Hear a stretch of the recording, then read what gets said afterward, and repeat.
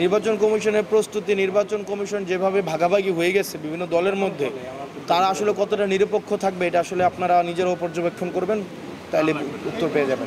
আমরা এই নির্বাচন কমিশনের এই ধরনের ব্যক্তি সর্বস্ব স্বেচ্ছাচারী সিদ্ধান্ত আমরা দেখেছি। আমরা শুরু থেকেই বলেছি যে নির্বাচন কমিশন আসলে নীতিমালা নেই।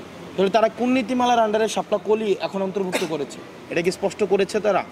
বা কোন নীতিমালার কারণে তারা শাপলাকে অন্তর্ভুক্ত করবে না, এটা কি তারা বলেছে? বলে নাই।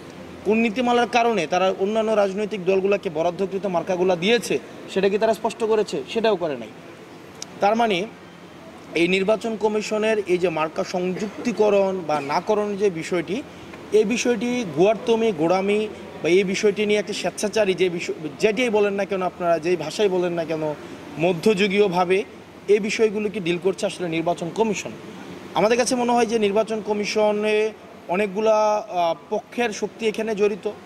কেউ হচ্ছে এখানে, আপনারা জানেন যে নির্বাচন কমিশন তো আসলে যে গঠিত হয়েছে, এটা নীতিমালা কী ছিল?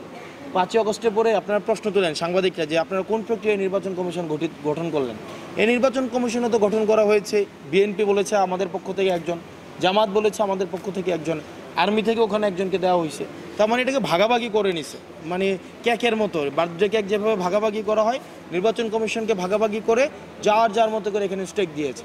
তো যারা বিএনপি পন্থী নির্বাচন কমিশনার আছে তারা বিএনপিকে পারপাস সার্ভ করে, যারা জামাত ইসলামীপন্থী নির্বাচন কমিশনার আছে তারা জামাতের পারপাস সার্ভ করে, যারা আর্মিপন্থী এখানে নির্বাচন কমিশনার আছে সে আর্মির পারপাস সার্ভ করে। এখানে আবার আওয়ামী লীগের অনেক অসংখ্য চাকরিজীবী রয়েছে, তাদের বিষয়ে কি নির্বাচন কমিশনার কোনো সিদ্ধান্ত নিয়েছে? সিদ্ধান্ত নেয় না। তো দিন শেষে আসলে আমরা মানে কোনো ধরনের, আমরা এনসিপি, আমরা আমাদের জায়গায় স্পষ্ট ছিল, আমরা আমাদের কোনো অবস্থান পরিবর্তন করিনি। নির্বাচন কমিশন তার অবস্থান পরিবর্তন করেছে তার নিজের মতো করে স্বেচ্ছাচারীভাবে। আমরা একই সাথে আপনার যে প্রশ্ন সংস্কার নিয়ে, আমাদের মার্কা নিয়ে আমরা সবসময় একটা অবস্থানে ছিলাম। আমরা এটা বলি না যে আমরা জুলাই সনদে পিয়ার না হইলে আমরা সিগনেচার করব না। আমরা এটা বলি না যে আবার এরপরে গিয়ে আবার সিগনেচার করছে, আমরা কি এটা হয়েছে? সারা বছর বললাম পিয়ার না হইলে সিগনেচার করব না, কিন্তু আবার সিগনেচার করছে। বাংলাদেশে এরকম রাজনৈতিক দল আছে না? আবার বলা হয়েছিল কিনা আমরা সিগনেচার করব না কিন্তু অনুষ্ঠানে যাব, আবার গিয়ে আবার সিগনেচার করছে কিনা, আবার সিগনেচার করার পর আবার এটা বলছে কিনা যে আমরা সিগনেচার করছি কিন্তু আবার এটা আমরা উঠাই নেব। কিন্তু আমরা শুরু থেকে আমরা আমাদের অবস্থানে স্পষ্ট ছিলাম। সংস্কার নিয়ে, শাপলা নিয়ে আমরা আমাদের অবস্থান অপরিবর্তিত রয়েছে। আমরা যেটা চাই ভাই,